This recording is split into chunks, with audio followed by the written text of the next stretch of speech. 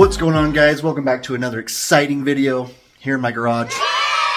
Yeah, some of you guys have been asking me, are you ever going to drive your car? Does it just sit in your garage? It drives, it runs, actually exceptionally well. It's just been pretty cold outside. It started snowing pretty hard today. Last night was okay. I actually took the car out and drove it around for a little bit because it's been sitting in the garage for quite a while now. But today, unfortunately, is not going to be driving it outside because, like I said, it's snowing currently right now.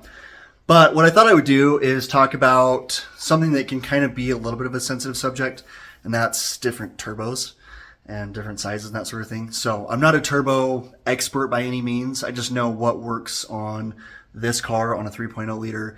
This doesn't have any head work done on it, so it's going to flow like a normal 7M GE, 7M GTE with whatever turbos. So that being said, I've been through several different turbos. I've had everything from Borg Warners to whole set, which is on there now. That's actually my second whole set I've had on here. And I've had high turbos, the stock Subaru turbos. I've had those on other cars. And I've kind of just experimented with different turbos. Now, obviously, we can do some math and we can look at graphing and that sort of thing and look at what turbo would be sufficient for what engine, what size, displacement, that sort of thing. But it all comes down to, in my opinion, like the drivability of the car. So how does the car feel when you drive it on the road? Is it laggy? Is it quick, responsive? Is it fun to drive? Is it a drag racing car? Is it something you want to just go get groceries in?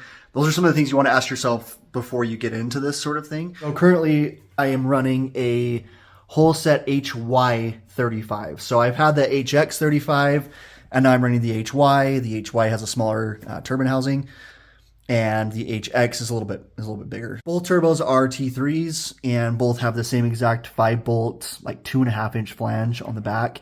This has been adapted to a 3-inch. You can kind of see I've made this portion bigger, so there's actually a 3-inch going down. And it's been fine. Unfortunately, it's not going to get me the numbers that I want, so I'm looking about 550 to 600 range, so we'll see.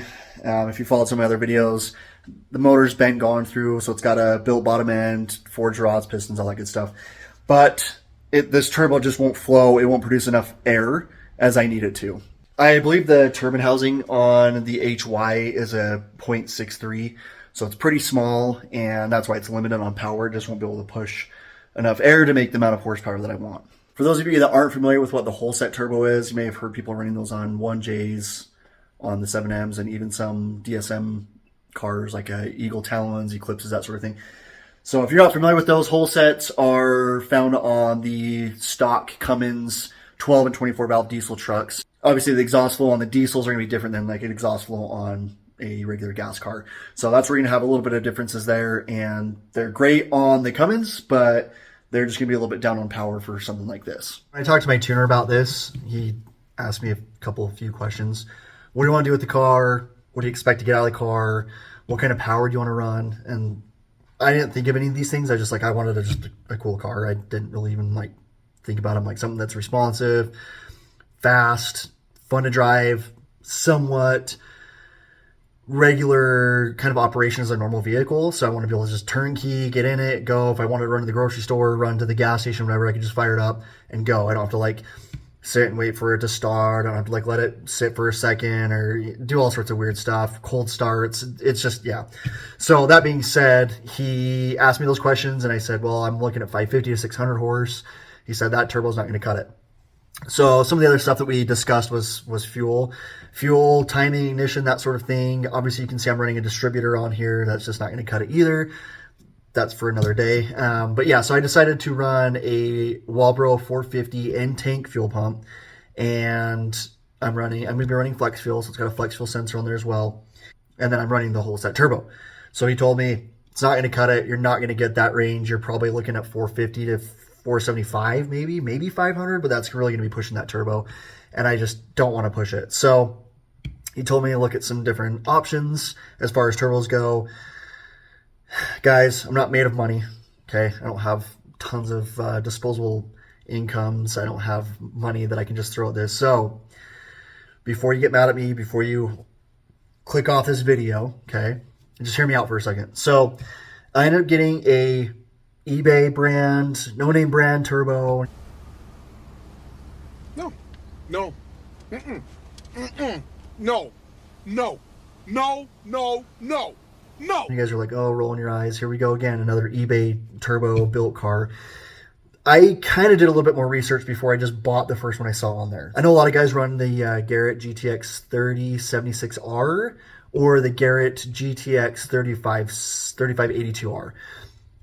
So I know that there's some people out there running the 3582R and they're getting good power out of like a 2J, which again is a 3.0 liter, same size displacement as the 7M. And so I figured with running a GTX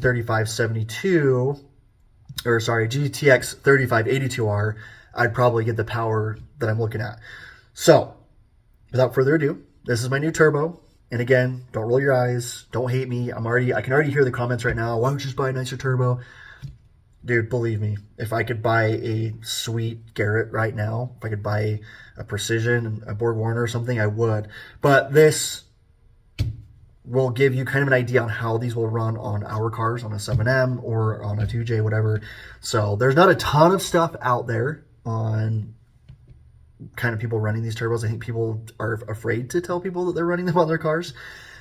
I'm not worried about it. You guys can scald me all you want in the comments, but this is my personal opinion on how this turbocharger looks and how it feels. So here you go.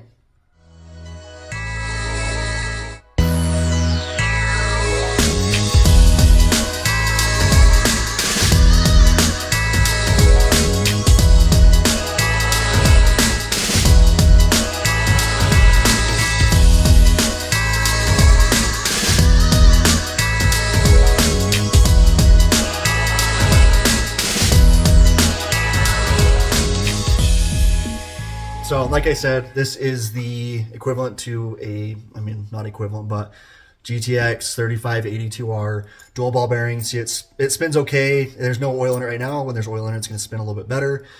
But I'm going to give you my impressions on what the turbo looks like. I mean, you can see it's pretty decent size. You got a 4-inch inlet, 2.5-inch out, and then it's a T3 with a 3-inch out, 3-inch exhaust. So with everything's all V-band, which is nice.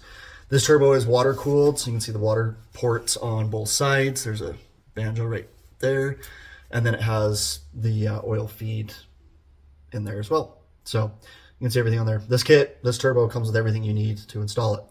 But I'm going to give you just a little overview. I'm going to take the compressor housing off. I'm going to show you the wheels, and that way you guys can look at it and say, yeah, maybe they're not that bad. Maybe I'll give it a shot. I don't know. Some of you guys in here be like, no way, never, not in a million years. No. No. That's your opinion. I respect that. And if someone wants to give me a Precision, like, awesome. I'll give you my address. But until then, this is going to be the most cost efficient turbo for right now. Okay. This isn't the forever turbo. I'm just experimenting here just to see what this will do.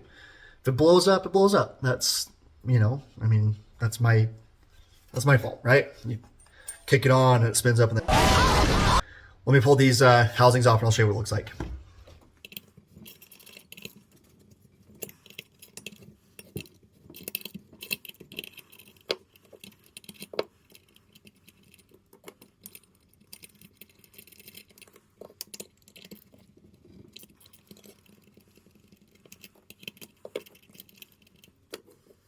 I'd be lying to you if I said that everything on this turbo is like super nice.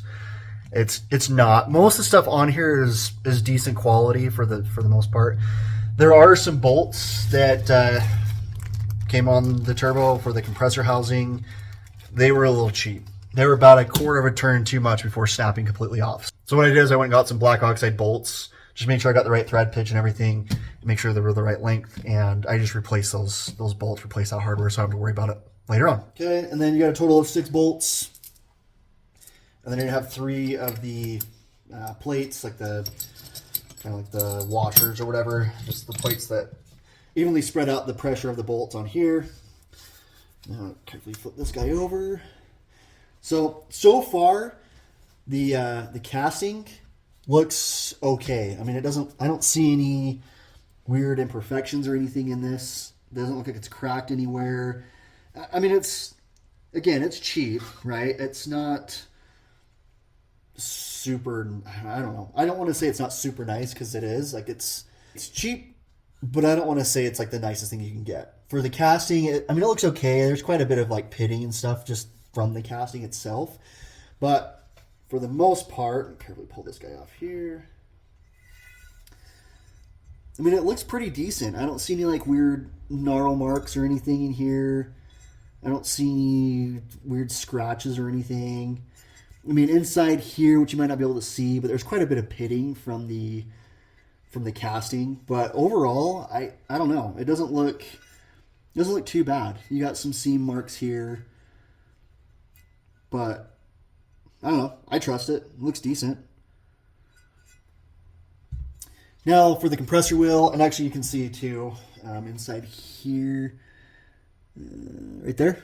So it's a 0.72 AR ratio, AR, whatever you want to call it, for this side. So the amount of air that's going to flow out of here. Now with this wheel, I did get the one with the billet wheel, so I did pay a little bit more. This turbo I think cost me about $600, but first impressions here, I mean, there's zero shot play, as there should be.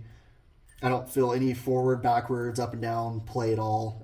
It looks pretty good. I don't see, I mean, you can see all the machine marks in the wheel, but for the most part, it looks pretty decent. I don't see any weird like rubbing marks around the, you know, the outside of the wheel here up to the main portion of the turbo here.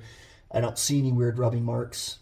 And it feels good. I mean, it looks good, feels good. I don't have any weird nicks or anything in the turbo. And you can probably, I mean, I can't get super close, but yeah, it doesn't look too bad. Now I'm going to hurry and just take off the last bolts here for the turbine housing. So there's 6 on the bottom as well. I'm going to hurry and pull those off, and I'll show you what the center looks like, and yeah, go from there.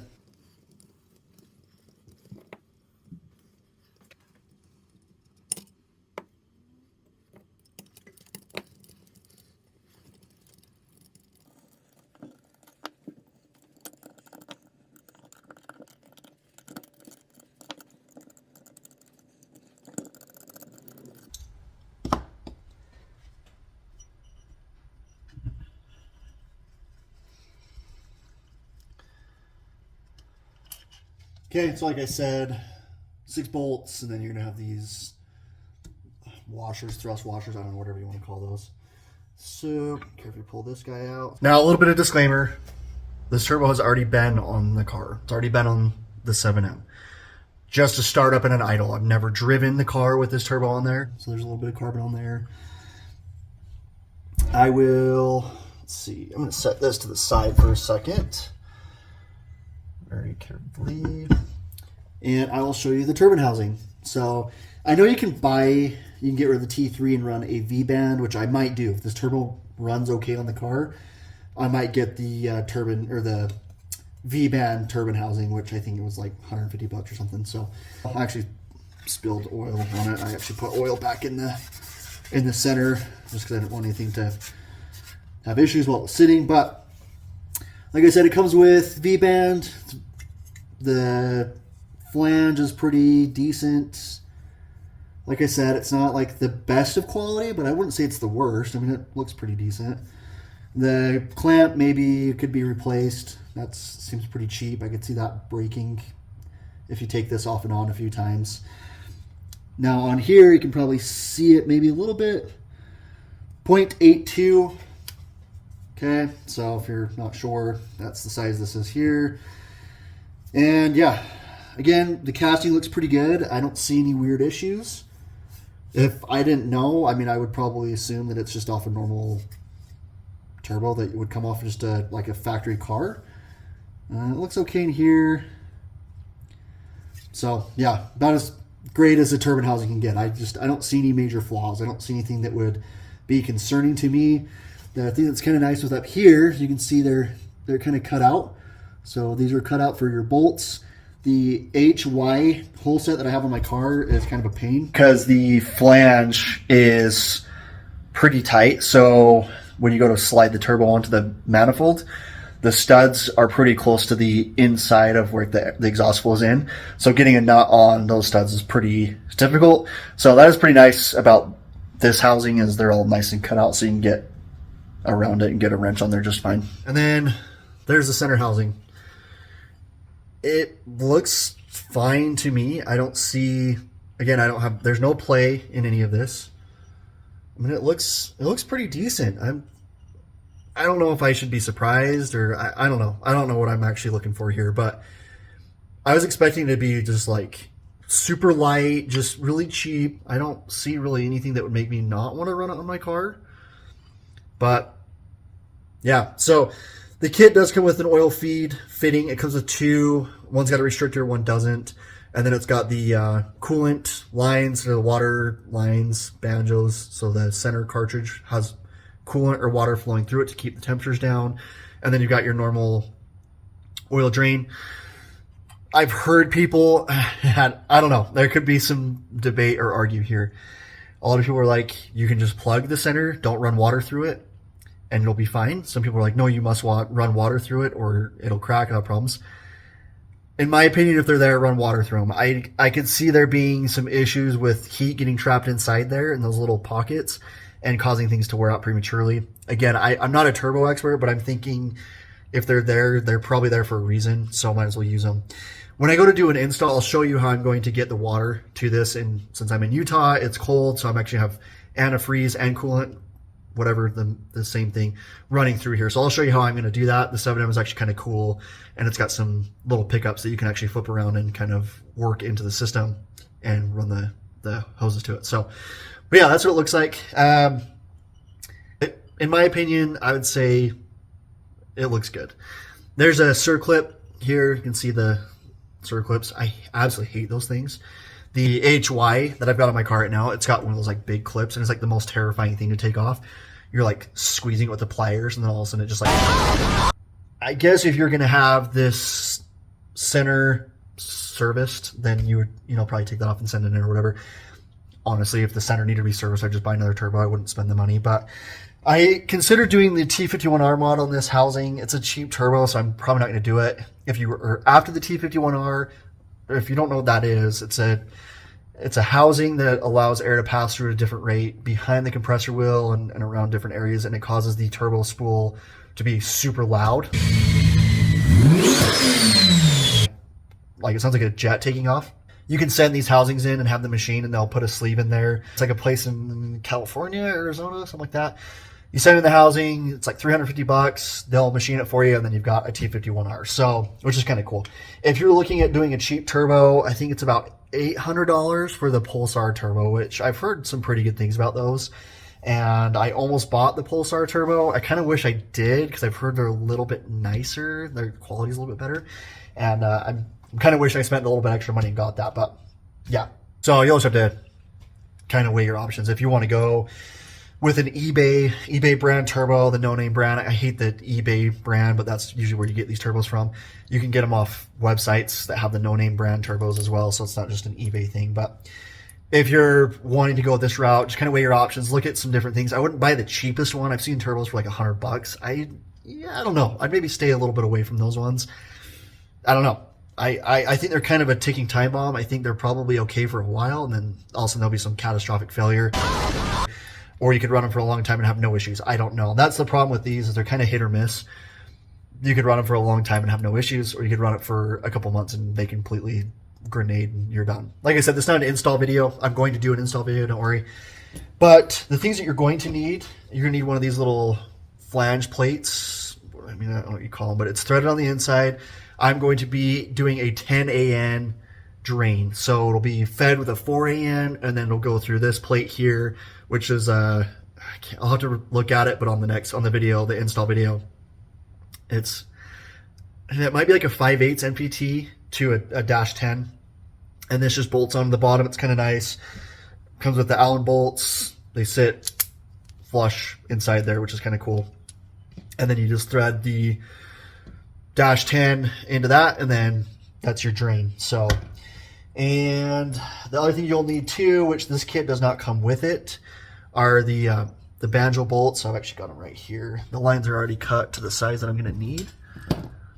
So you'll need the Banjos, which is that guy here. That's for the coolant, so the water will go in through here. It'll drop through this hose and then go into the turbo, and then it'll be circulated, and then it'll come back through to the other hose that'll go back to the engine. If you guys are wanting to run this particular setup, maybe wait until I put it on my car and kind of give you that response, the drivability of it, like how the car actually feels with it. And then you can make your decision from there. If you're like, I don't want to waste my money quite yet, I don't want to spend any money on a turbo that I don't know if it's going to last me, let me be the guinea pig. I'll get this thing installed pretty soon, and I'll give you kind of my overall driving experience of the car with this turbo on here. I will give you probably driving kind of driver's response with the turbo that's on there right now. Like I said, it spools up pretty good. It spools up at about 2,500 RPM, maybe a little bit sooner. And I'm thinking this turbo is probably going to spool up about a little after 3,000. So just based off the sizes. So I'll drive the car. I'll let you know how it feels. And then you guys can make that decision if that's what you want to do. Hopefully that gives you a little bit. I know it's not, like, I'm not going in and measuring everything and telling you. It's just, this is my personal opinion on what this turbo looks like. So I was the guinea pig, I bought it, and now I'm sharing with you my personal opinion coming from someone that doesn't really know much about turbos. I mean, like, I know my fair share because I've had a ton of different turbo cars, but this is more like a quality opinion on how I feel. Like, if you're on the borderline of, I don't want to buy it because it's going to be total garbage, I don't know, I'm kind of hurting a little bit for money, but I want to put a new turbo in my car. That's kind of where I'm at right now, right? I mean, if I had an extra over $1,000 to buy a turbo, I definitely would. But this was just a little bit more cost efficient. But again, my little motto, my little saying is speed costs money. How fast are you willing to go? So if you're looking for quality, save your money. Okay. If you're looking for a nice, decent turbo, save your money, buy something that's a little bit nicer, a little bit more reliable. I'm not saying this isn't reliable. I just don't know yet. I don't know if this is going to be something where I put it on, I run it for a month and it blows up. I don't know. If I were to compare this though to the whole set, I'd say they're pretty comparable. I mean, the center housing on the whole set and the center housing on this look pretty similar. The turbine housing on this versus the whole set look pretty similar. So I don't know. But I'm going to get this thing installed. I'll do an install video. I will show you on the 7M block where I've picked up oil. There's just a little plug on the side of the block. But I'll show you that stuff, and I'll show you how I'm going to get the water, like I said, through the turbo, circulate it back to the engine, or back into the engine, whatever. Yeah, I'm just rambling now. So stay tuned for that. If you guys are wanting to run this turbo on your car, or you like the video, you're like, it seems like pretty decent quality, I'll buy it. I'll put the link in the description below. Everything that I have here, like this little flange, the turbo itself, I will try to remember the size of the bolts. I think I have that written down.